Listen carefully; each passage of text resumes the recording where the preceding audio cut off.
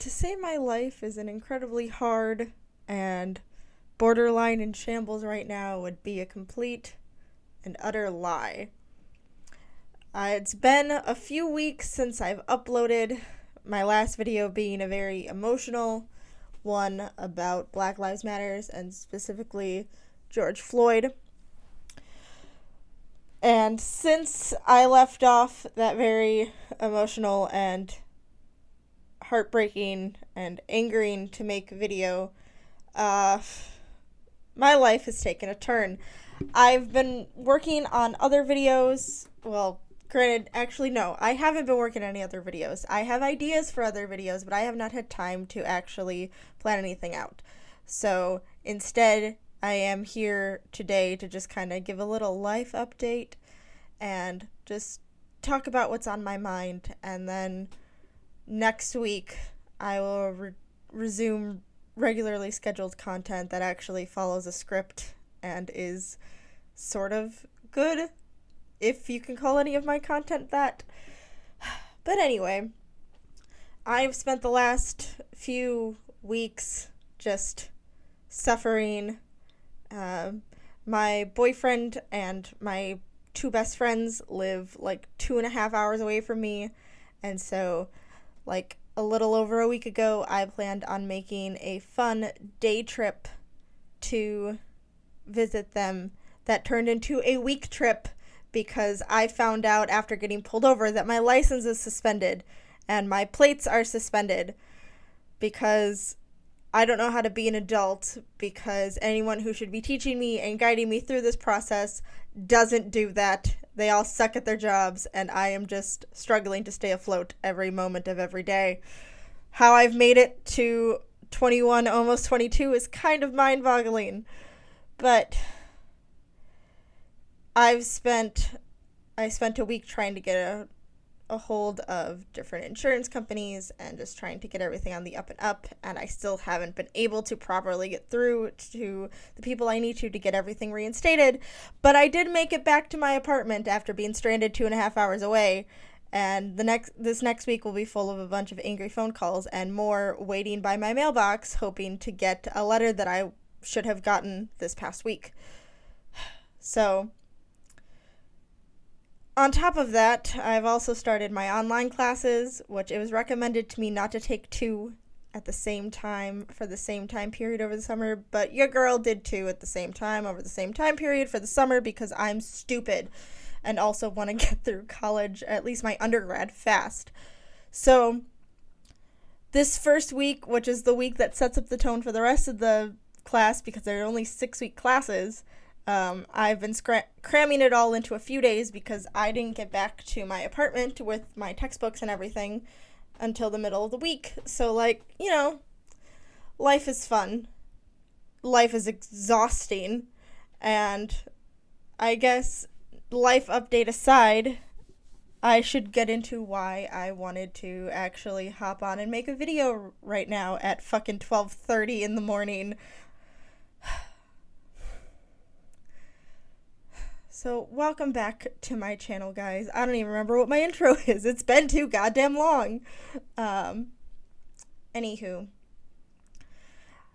Like my life is exhausting, the internet is exhausting. And it has been since at least December, for me anyway. I can mark the start of it being exhausting to the start of all the Onision allegations and Sarah coming forward and sharing her story and all that.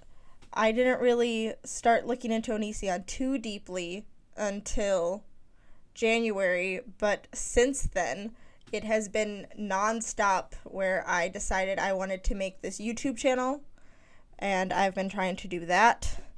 But it's been just constant reading story after story from Survivor, starting with Onision and all of his crazy, disgusting groomer bullshit, to Davi Vanity and his disgusting, disturbing groomer bullshit. And it just seems that every day a new celebrity or online content creator is outed for being a pedophile or a groomer or a rapist or racist or just all around horrible. The latest one that really got to me would be Cryotic, or Chaotic Monkey, or simply Cry. He was one of those creators that I followed since really the early days of YouTube gaming, when PewDiePie was at his peak as a gamer. And he was one of those creators that I watched when I was sad, similar to Tobuscus or Toby Games, where these are creators that I supported and was very vocal in their communities. And specifically with Cry, for him to admit that he had groomed underage girls, it scares me almost to know that while the chances are very slim, and I'm aware of that, it still scares me to know that there was any possibility that that could have been me. Now, especially in cases where creators or celebrities are outed as grooming individuals, that strikes a chord very deeply in me, because I was groomed. When I was 14, I was very vulnerable, and at that age, I was very lonely. I believe at the time, my best friend and I had recently gotten into a fight, and we all had the same friends, and they chose her side over mine. I don't even remember what it is I did wrong, but at the time, I had no friends. I was very lonely, and it was painfully obvious. So I spent a lot of time on Facebook. At the time, I was active in role-playing communities where I would pretend to be various cartoon characters, predominantly Fiona the Human from Adventure Time. Now, surprisingly, that wasn't where I was groomed, but at that time, based on that whole subculture that I was a part of, I would add random people on Facebook that I thought looked interesting or friendly or cute or whatever. And so I saw a guy, and I added him, and he accepted my friend request, and we started talking. I didn't realize when I added him that he was 19 while I was 14, which to some people doesn't sound very alarming, but that's 5 years of difference, which means when I was in 8th grade, he would have been a senior in high school. When I was 5, he would have been 10. It's a big difference when you really think about it. Not to mention, if you think back to where you were at the age of 14, a freshman in high school, and think to when you were 19 in college, an adult, doing adult things, and just how much of a mental difference there is, you'd understand where I'm coming from here. So we started talking, and it was painfully obvious how lonely I was.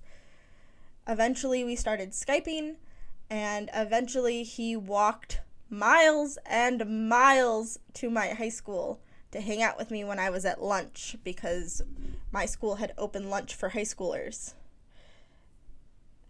Around this time, it was shortly after the trial had ended. If you watch the video of my sexual assault story for April, Sexual Assault Awareness Month, you'd know I was going through some shit at this time. So the trial had ended. I had no friends, and I was probably the most vulnerable I have ever been. And so me and this 19-year-old adult were talking, and eventually we started dating. He'd come to my school. He'd make a big show of, oh, I took a bus from the other side of town and walked miles to be here. And at the time, 14-year-old me thought that was insanely romantic. And he made sure to let me know that because he did those things, I owed him. One of the first times we hung out, I ended up skipping school, and we just hung out in a field close to my school. He walked me home, and there was a field across from my house where the entire walk home he had complained of being so incredibly horny and talking about how much I turned him on just by existing. And when we got to that field across from my house, he pushed me down onto the ground, pulled down my pants, and forced himself inside of me. My backpack was still on my back, and the entire time, all I could think was, man, if only I had gotten the 20 feet to my house. Man, when will this be over? I hate this. This is painful. I don't want this. But I froze. I couldn't say anything, so nothing happened. He said thanks for helping with his blue balls, which, ladies, men, anyone, just know that, blue balls aren't a thing. They can fuck off with that. And even if, or maybe they are a thing, I don't know, I don't have balls. But either way, that's not on you to fix it. If someone's so turned on, they can fix it their goddamn selves. They don't have to force themselves on you for that.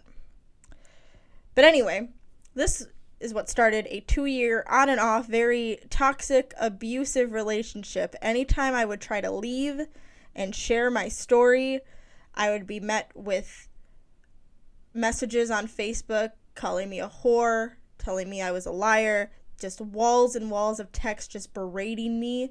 But then he would block me so I wouldn't be able to fully know if it was him.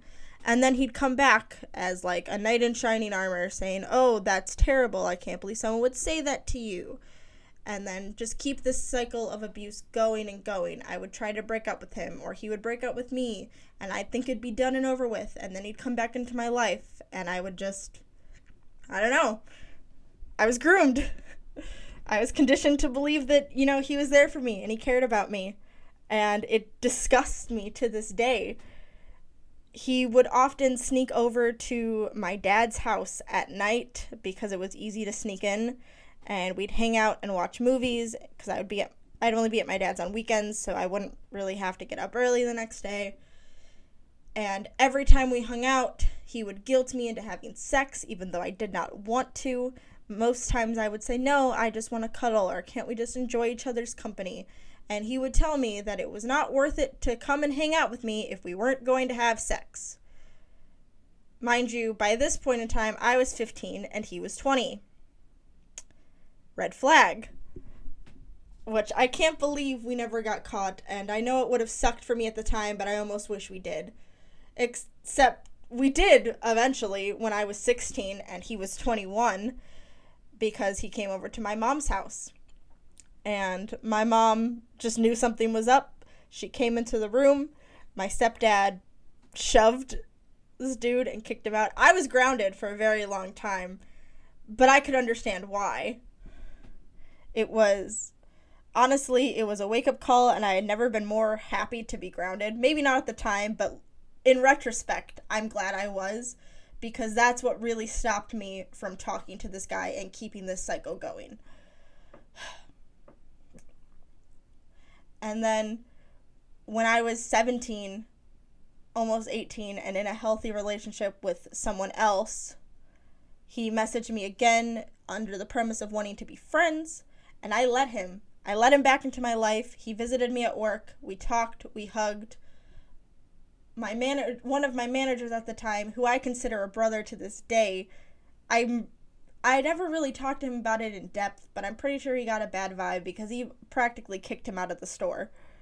And I thank him for that to this day as well. Even if I've never really talked to him about it. I'm grateful for that. But I didn't realize that there was a problem with mine and this guy's relationship until I was 19. When he had messaged me again, wanting to become friends, wanting to see how I was doing, wanting to brag that he was dating a stripper. And I was lonely and vulnerable at the time, and I was convinced that I still loved him, which now I look back and I'm just disgusted by. But at the time, I don't remember how we got onto the topic, but we started talking about when we started dating, and he had said that I was too young for him, and anyone else that at 14 would have been too young for him. But I was different, and I was mature for my age, and I was special. And so that's why he dated me. And at that point, it clicked. I knew that something was wrong with the entire situation. And I had realized that just about every time we had sex, he had to coerce me into it or force me into it, and that is rape. Need I remind anyone? And so at that point, I told him I couldn't be his friend, and I blocked him on everything, and then went into a very horrible downward spiral for months, coming to terms with the fact that that had happened to me for years and that I had let it happen to me, even though I was a child. I didn't know. And it wasn't my job or responsibility to know. He should have known, and he did know, because he was an adult. He was the adult in the situation. So, I've talked to my boyfriend about this recently, because my boyfriend and I have been friends since before I even met this dude, and he told me how he thought it was weird and wrong and everything, but he didn't want to risk my friendship by talking to me about it, and, like, I wish he did, but that also wasn't necessarily his place either, and I see where he was coming from, because at the time, this was the one person I thought loved me and cared about me. And I definitely wouldn't have listened to anybody saying that it was gross, disgusting, illegal, wrong. And so that happened to me. And so when I see other people coming forward with their stories of being groomed, that strikes a chord in me very deeply. It also hurts knowing that if I had, like, just the possibility of me being one of those girls with a celebrity, knowing that those girls who were groomed, who have come forward, and I were one and the same, and that makes me so sad. I hope as a society, as we are outing groomers and rapists and abusers and anything in between, that we really focus on believing the survivors, listening to their stories, and there comes a point, I know I've had difficulty with this myself, of wanting to believe that you can separate the art from the artist, you can enjoy their art without supporting the person who makes it, but honestly, if someone is outed as a rapist or what have you, fuck it. Their work doesn't matter anymore. It should not be consumed. It should not be supported, because they don't deserve the platform they've been given. So, I hope this video has been at least sort of articulate, despite having no notes and just being, basically free thought. But thank you for listening to my story. I hope that no one else has gone through this, but if you have, just know that my channel is a safe space. You can always email me at itstartedwithemilydoe@gmail.com, and we can talk about whatever you want. I have resources. I am in therapy, if anyone's wondering, so, I'm healing. Also, you can follow me on Twitter at Satanic Panic, the number 8, ANICPANIC, and my DMs are always open there, or my Instagram at emilydoe.art. And just know that if you have been in this situation, or if you've been assaulted or abused or in any way, that it is not your fault. It has never been your fault. And there is a broad community of people who are out here to support you and believe you and listen to you. You are strong, you are heard, and you are believed. So, thank you for listening. Regular content that's scripted and has more of a point, I guess.